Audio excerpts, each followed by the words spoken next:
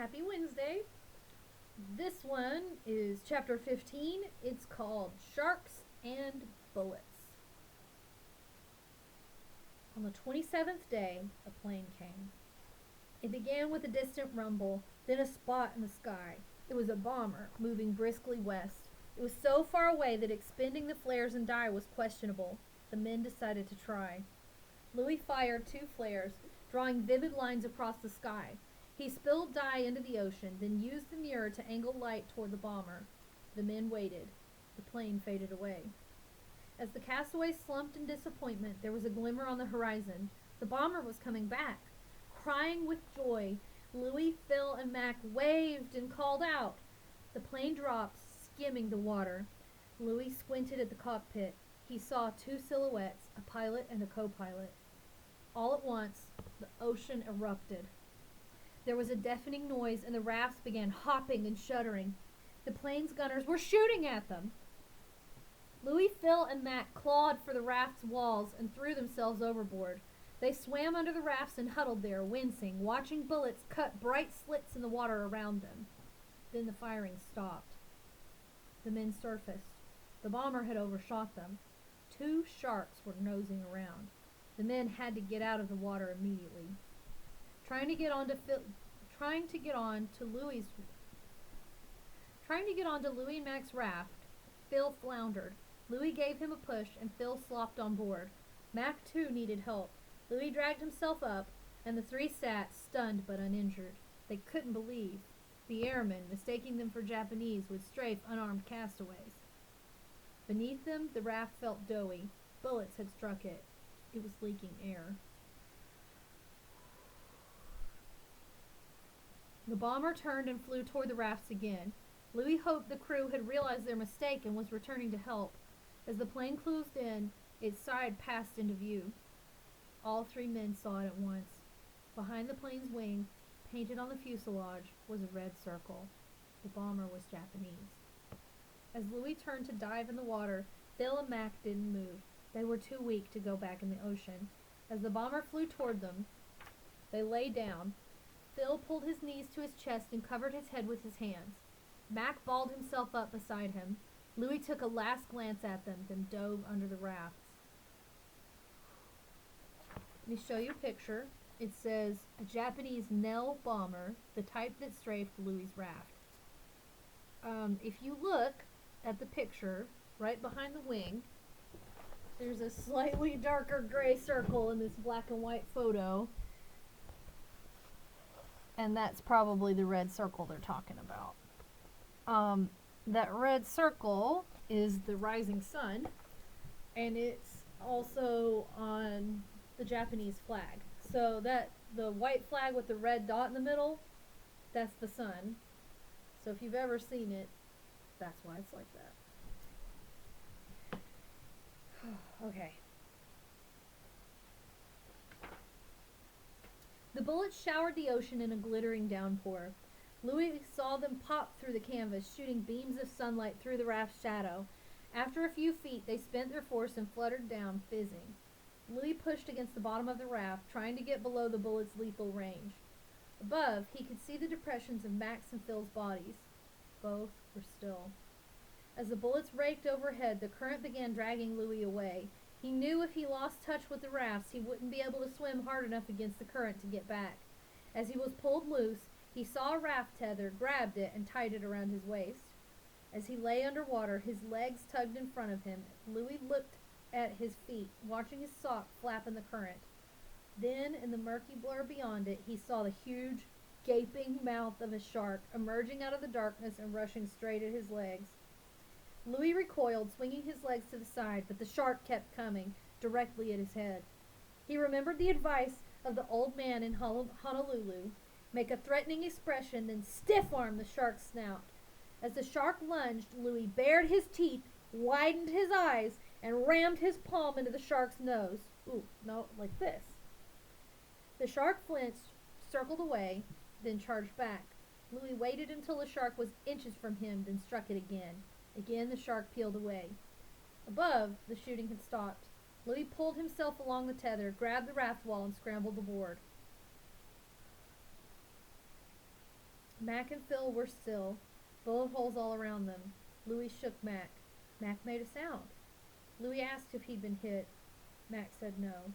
Louis spoke to Phil. Phil said he was okay. The bomber circled back. Phil and Mac played dead, and Louis tipped back into the ocean. As bullets knifed the water around him, the shark came at him, and again Louis bumped its snout and repelled it. Then a second shark attacked. Louis hung there, flailing his arms and legs as the shark snapped and the bullets shot past. The moment the bomber sped away, he clambered onto the raft again. Phil and Mac were still unhurt. 4 more times the Japanese strafed them, sending Louis into the water to kick and punch at the sharks. Each time he emerged, he was certain Phil and Mac would be dead. Impossibly, though there were bullet holes around the men, even in tiny spaces between them, not one bullet had hit either man. The plane returned and Louis dove again. The bomb bay doors opened and a depth charge, an underwater bomb, rolled out. The men braced for an explosion, but none came. Either the charge was a dud or the bombardier had forgotten to arm it. Louis heaved back onto the raft and collapsed. When the bomber passed again, he was too tired to move. The gunners didn't fire. The bomber flew west and disappeared. Gosh, can you imagine? And you have to wonder why you would even bother to do that if you were an enemy plane. You know, I mean, if you know that they're enemy dudes, I think you could probably just leave them on the ocean. Why waste the bullets? It just seems cruel to me. But I don't know. I'm not in the military. I've never had to make that decision. That just seems really messed up. Phil's raft was slashed in two. Shrunken and formless, it lapped on the ocean surface. The men were sardined on Mac and Louis's raft, its canvas speckled with dozens of tiny bullet holes.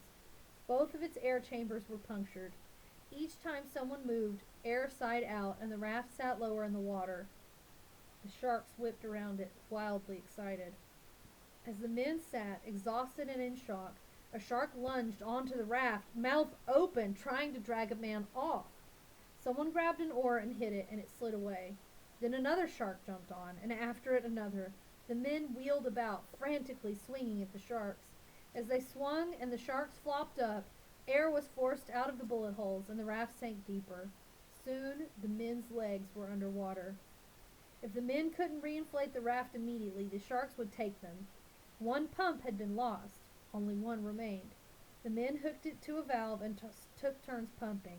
Air flowed into the chamber and seeped out through the bullet holes, but if the men pumped very quickly, just enough air passed through the raft to lift it. The sharks kept coming and the men beat them away. Louis groped for the patching kit, and as Phil and Mac pumped and fought sharks, he began the laborious task of gluing patches on the bullet holes. Sharks kept snapping at him. They began stalking about, waiting for a moment when an oar was down or a back turned before bulling their way aboard. Over and over they lunged at Louis from behind. Mac and Phil smacked them away. Hour after hour the men worked, clumsy with fatigue. All three were indispensable. Had there been only two, they couldn't have pumped, patched, and hit sharks. For the first time, Mac was truly helpful. Night fell. In the dark, patching was impossible, but the pumping couldn't be stopped. They pumped all night, so drained their arms went numb. In the morning, the patching resumed. The rate of air loss gradually lessened.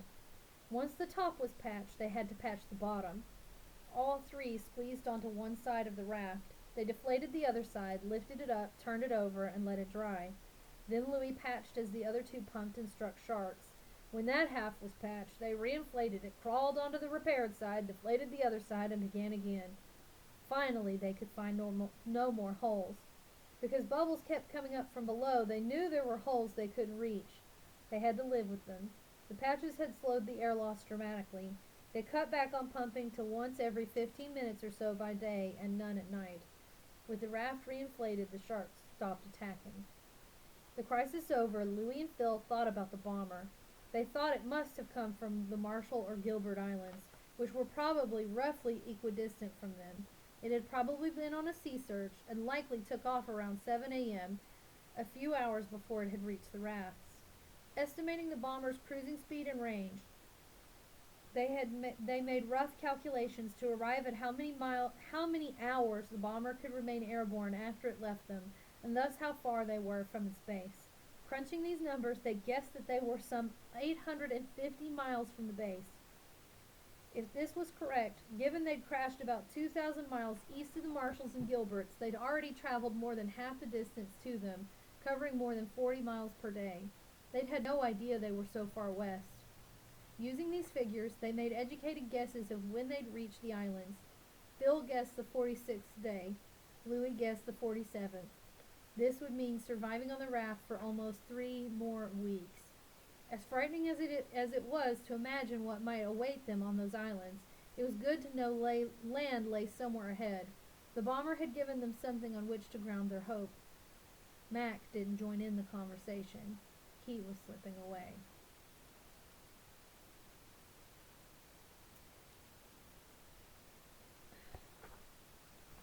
That's a wild story. You know how I said at the beginning that this was a story that it's just like everything that happens you think, no way, how could one dude have this thing happen? This shark attack nonsense, this is crazy stuff. I mean, not just one shark, but like tons and tons of sharks, and the bullets of the raft and the bomber and all that is crazy.